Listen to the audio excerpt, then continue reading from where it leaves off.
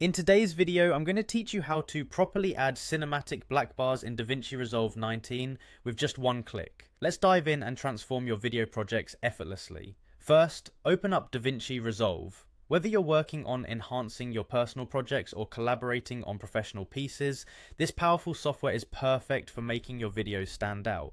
Once you're in, you'll need to select a project. Choose the project you want to work on, or if you're starting fresh, create a new one. This is your blank canvas where all the magic happens. Now let's head over to the edit page. This is where you'll be spending most of your time fine-tuning your video. It's equipped with a range of tools and features that allow you to perfect your footage, from trimming and splicing to adding effects and transitions. Familiarizing yourself with this workspace is key to mastering video editing. Next, direct your attention to the effects library. You'll find it on the top right side of the interface. This is your treasure trove of creative tools, from transitions and filters to generators and effects. Here, you'll find everything you need to give your projects a professional touch. Now we're looking for something specific, the adjustment clip. Click on it and drag it to your timeline above the video clip where you want to apply those cinematic black bars. The adjustment clip acts as a container for changes you apply, meaning it allows the effects to overlay multiple clips without altering each individual clip.